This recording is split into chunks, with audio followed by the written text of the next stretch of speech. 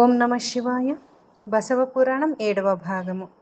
సోమనాథుని సమకాలికుడైన హరిహరుడు బసవరాజ రగలె అనే గ్రంథము రచించాడు. అందులో బసవన్న కమ్మెకుల బ్రాహ్మణుడు అని పేర్కొన్నాడు. ఈ కమ్మెనాడు నేటి నవ్యాంధ్రప్రదేశ్ రాజధాని అయిన అమరావతి ప్రాంతమే.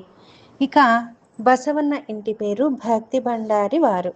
బండారు ధవళేశ్వరరావు, బండారు సదాశివరావు వంటి వారు నేటికి వరంగల్లో ఉన్నారు. వీరిని శ్రౌత శైవులు లేక పాశుపత శైవులు, లింగధారి బ్రాహ్మణులు అని పిలుస్తారు. బసవన్న తండ్రి పేరు మాదిరాజు. ఈ ఇంటి పేరు గల మాదిరాజు రంగారావు వంటి వారు నేటికి తెలంగాణలో ఉన్నారు. బసవన్న ధర్మపత్ని పేరు గంగాంబిక. ఈమెకే నీలాంబిక అనే మరొక పేరు ఉన్నట్లు ఇటీవల బెంగళూరులోని శివయోగిని మాతా మహాదేవి అభిప్రాయపడ్డారు.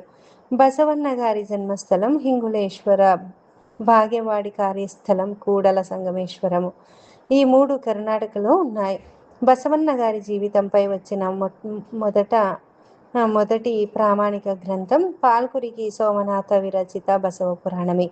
అయినప్పటికీ కర్ణాటకలో ఇంకా చాలా జనశ్రుతులు ఉన్నాయి. అందులో ఒకటి కనక శాసన కథ. బిజ్జలుడు రాజ్యాధికారాన్ని చేజిక్కించుకోవటానికి ముందు కళ్యాణ నగరాన్ని పశ్చిమ చాళుక్యులు పరిపాలిస్తున్నారు. బిజ్జలుడు జైన మతాభిమాని. అయితే దేశంలో శివభక్తులు పెద్ద సంఖ్యలో ఉన్నారు.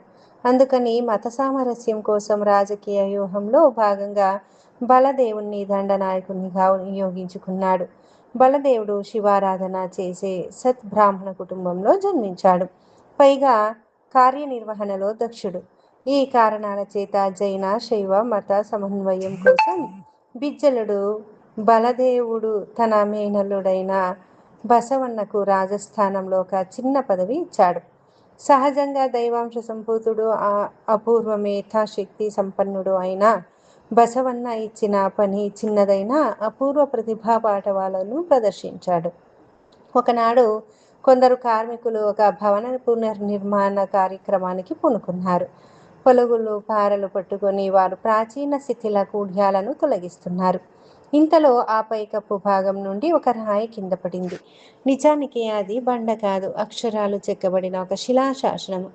ఈ విషయం క్షణాల మీద కార్మికులు బిజ్జలునికి చేరవేశారు. బిజ్జలుడు తన ఆస్థాన విద్వాంసులను పిలిచి దానిని పరిశీలించవలసిందిగా కోరాడు. అయితే అందలి భాష గహనమైనది కావటంతో పండితులు శాసనాన్ని చదవలేకపోయారు.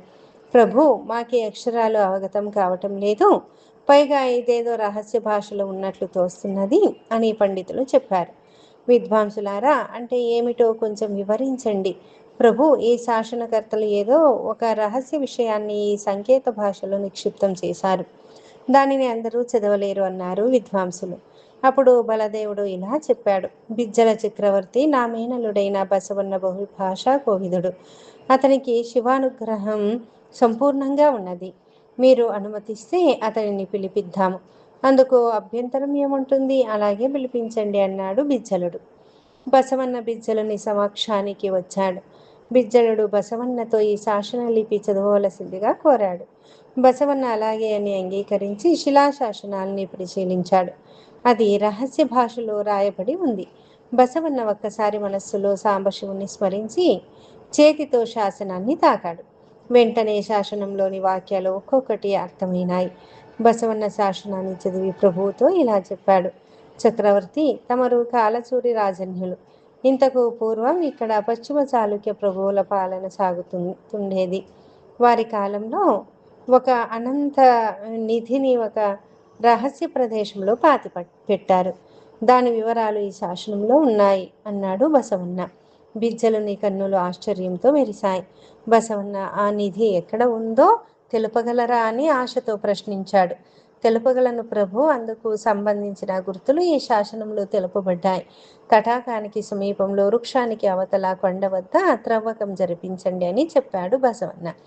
వెంటనే పొలుగులు పారలు తీసుకుని పనివారు నిర్దేశిత ప్రదేశానికి వెళ్ళారు. అక్కడ తవ్వకాలు జరిపారు. కొంతమేరకు మట్టిని తొలగించగానే కన్నులు జిఘేలుమని విరిసే సంపదలు బయటకు వచ్చాయి. బంగారము, వజ్ర వైఢూర్యాది రత్నమాణిక్యములు, నిధి, భూగర్భంలో